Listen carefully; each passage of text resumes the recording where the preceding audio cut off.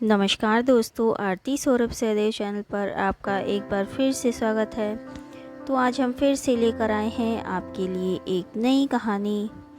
आज की कहानी है हमारी बकरी और बाघिन की कहानी।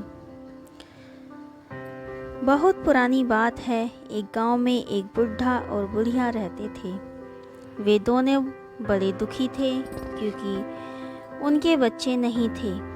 दोनों कभी कभी बहुत उदास हो जाते थे और सोचते थे, हम ही हैं जो अकेले जिंदगी गुजार रहे हैं। एक बार बूढ़े ने बुढ़िया से कहा, मुझे अकेले रहना अच्छा नहीं लगता है, क्यों ना हम एक बकरी को घर ले आएं। उसी दिन दोनों हाट में गए और एक बकरी खरीदकर घर ले आए। 4 कौड़ी में वह बकरी खरीद कर लाए थे, इसलिए वे बकरी को 4 कौड़ी नाम से पुकारते थे।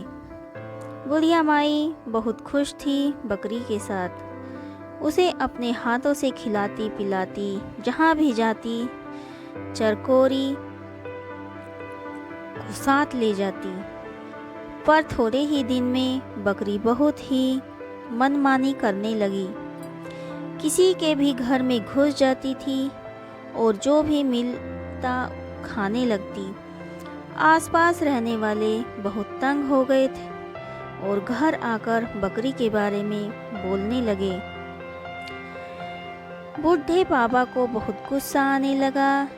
बूढ़ी माई को कहने लगे, इस बकरी को जंगल में छोड़कर आएं। बुढ़िया ने कहा, ये क्या कर रहे हो? ऐसा करते हैं, राउत के साथ उसे जंगल में चरने के लिए भेज देते हैं। बकरी चराने वाले राउत के साथ बकरी जंगल जाने लगी, लेकिन थोड़े ही दिन में राउत भी बहुत तंग हो गया। 4 कौड़ी उसका कहा जो नहीं मानती थी। उसने बकरी को चराने ले जाने के लिए इनकार कर दिया। बकरी फिर से घर में रहने लगी और अब उसे बच्चे हो गए और बच्चे भी सबको तंग करने लगे। अब बुढ़िया भी परेशान हो गई। उसने कहा, मैं और उसकी देखभाल नहीं कर सकती। बुढ़े बाबा ने बकरी और उसके बच्चों को जंगल में छोड़ दिया। बकरी और उसके बच्चे खिरमिट और हिरमिट जंगल में घूमने लगे, फूल फले पत्ते सब खाते। एक दिन अचानक एक बाघिन से मुलाकात हो गई। बाघिन खिरमिट और हिरमिट को देख रही थी और सोच रही थी, कब इन दोनों को खाऊंगी। बाघिन को देखकर बकरी को समझ में आ गया कि बाघिन क्या सोच रही है।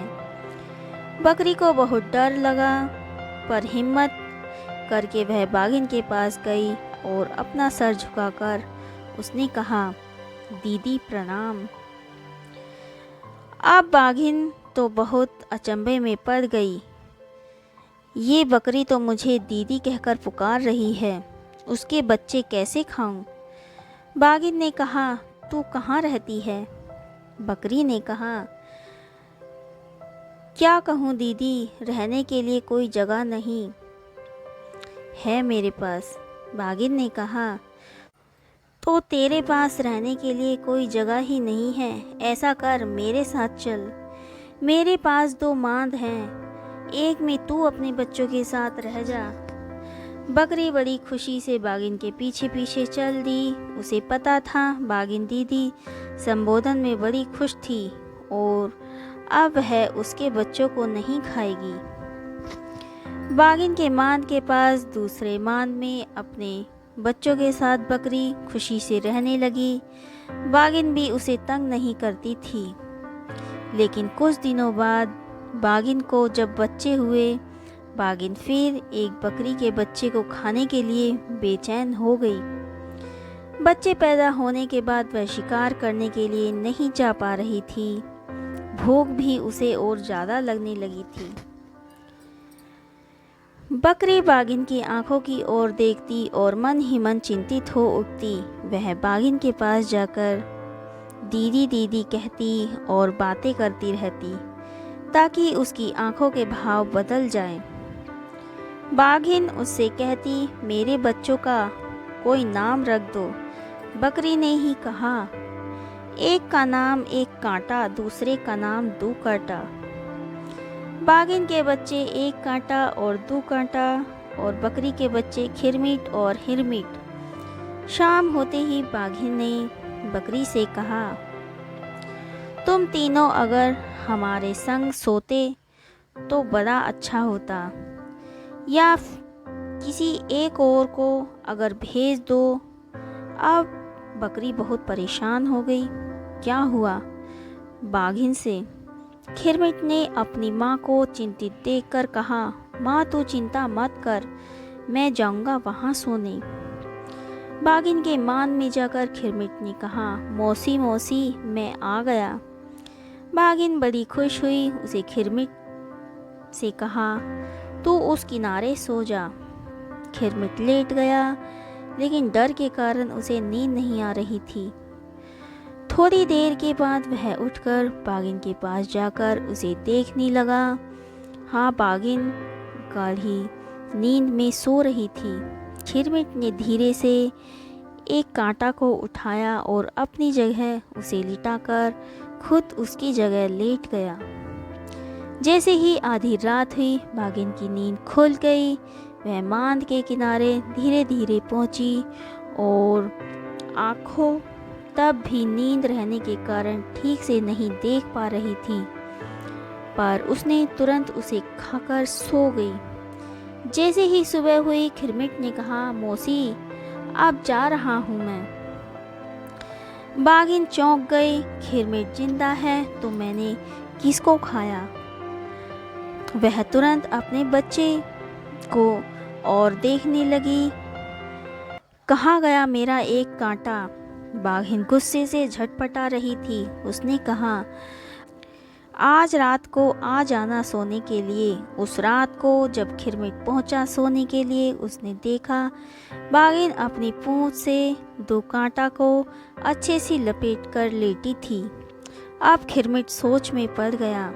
बाघिन ने कहा, जा उस किनारे जाकर सो जा। खिरमिट उस किनारे जाकर लेट गया, लेकिन उसे नींद नहीं आ रही थी। वह धीरे से मान से बाहर आ गया और चारों ओर देखने लगा। उसे एक बड़ा सा खीरा दिख गया। उसने उस खीरे को उठाकर मान के किनारे रख दिया और खुद अपनी माँ के पास चला गया। सुबह होते ही खिरमिट ने बाघिन के पास जाकर कहा, मौसी अब मैं जा रहा हूँ। बाघिन उसकी ओर देखती रह गई और फिर से डकार आया। यह तो खीरे का डकार है, तो ये इस बार मैं खीरा खा गई। बाघिन बहुत गुस्से से खिरमिट की ओर देखने लगी। खिरमिट धीरे धीरे मान से बाहर निकल आया और तेजी से अपनी माँ के पास पहुँचा। दाई दाई, अब बाघिन हमें नहीं छोड़ेगी। चलो अब चलें, यहाँ से निकल चलते हैं। बकरी खिरमिट और हिरमिट को लेकर भागने लगी। भागते भागते बहुत दूर पहुँच गई। बकरी खिरमिट और हिरमिट को देखती और बहुत दुखी होती। ये नन्हे बच्चे कितने थक गए हैं। उसने बच्चों से कहा, थोड़ी देर हम तीनों पेड़ के नीचे आराम कर लेते हैं। पर खिरमिट ने कहा, माँ बाघिन तो बहुत तेज दौड़ती है, वह तो अभी पहुंच जाएगी। हिरमिट ने कहा, क्यों ना हम इस पेड़ पर चढ़ जाएं। बकरी ने कहा, हाँ ये ठीक है, चल हम तीनों इस पेड़ पर चढ़ जाते हैं। बकरी और खिरमिट हिरमिट पेड़ पर चढ़ गए और आराम करने लगे। उधर बाघिन बकरियों के मान में पहुंची। उसने इधर देखा उधर देखा, कहाँ गई बकरियां? बाहर आई। उसके बाद बकरियों के पैरों के निशान देखकर समझ गई कि वे तीनों किस दिशा में गए। तीनों को देखते हुए बाघिन चलती रही, फिर दौड़ती रही। उसे ज़्यादा समय नहीं लगा उस पेड़ के पास पहुंचने में। पैरों के निशान पेड़ तक ही थे और बकरियां भी की गंध भी तेज हो गई थी। बागिन ने ऊपर की ओर देखा। अच्छा, तो यहाँ बैठे हो सब। बागिन ने कहा, अभी तुम तीनों को मैं खा जाऊंगी, अभी ऊपर आती हूँ। खिरमिट और हिरमिट तो डर गए, डर के माँ से लिपट गए। बकरी ने कहा, अरे डरते क्यों हो? जब तक हम पेड़ के ऊपर बैठे हैं वह बागिन हमें खा नहीं सकती। अब खिरमिट के मन में हिम्मत हुआ। उसने कहा, दे तो दाई सोने का डंडा। बागिन ने सोचा, पेड़ के ऊपर बकरी के पास सोने का डंडा कहाँ से आएगा? बागिन ने कहा, सोने का डंडा तुझे कहाँ से मिला? बकरी ने कहा, खिरमिट हिरमिट, ये ले डंडा। ये कहकर बकरी ने ऊपर से एक डंडा फेंका। बागिन के पीठ पर वह लकड़ी गिरी। बागिन ने सोचा, डंडा तो डंडा ही है, चोट तो लगती है। वह वहाँ से हट गई, लेकिन पेड़ के आसपास ही रही। अब बकरी कैसे अपने बच्चों को नीचे लेकर उतरे? बकरी मन ही मन बहुत परेशान हो रही थी। उधर बागिन परेशान थी ये सोचकर कि कब तक उसे बकरियों के इंतजार में पेड़ के नीचे रहना पड़ेगा। तभी बागिन ने देखा, वहाँ से 3-4 बाघ जा रहे हैं। सबसे जो बड़ा बाघ था उसका नाम था बवंडा। बागिन बवंडा के पास गई और उस पेड़ की ओर संकेत किया जिस पर बैठी थी बकरियां। बवंडा तो बहुत खुश हो गया। वह अपने साथियों के साथ लेकर पेड़ के नीचे आकर खड़ा हो गया। बकरी अपने बच्चों से कह रही थी, डर किस बात का, ये सब नीचे खड़े होकर ही हमें देखते रहेंगे। लेकिन तभी उसने देखा कि बवंडा पेड़ के नीचे खड़ा हो गया।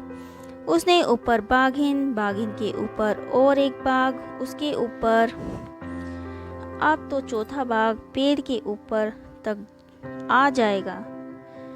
बकरी अब डर गई थी, कैसे बचाए बच्चों को। तभी खिरमिट ने कहा, दे तो दाई सोने के डंडा, तेरा मारो तरी के बंडा।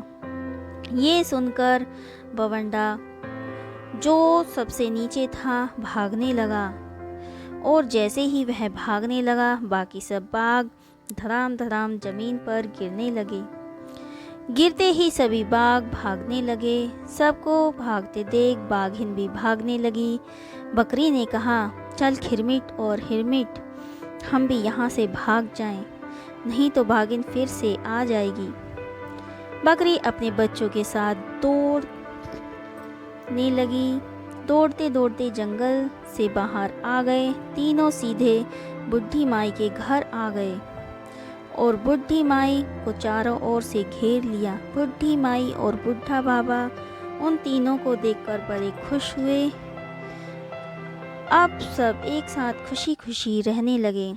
तो दोस्तों, आज की कहानी आपको हमारी कैसी लगी हमें कमेंट करके ज़रूर बताएं। अगर आपको हमारी कहानी पसंद आई हो तो उसे ज़्यादा से ज़्यादा लाइक और शेयर करें और हमारे चैनल को सब्सक्राइब करना ना भूलें। धन्यवाद।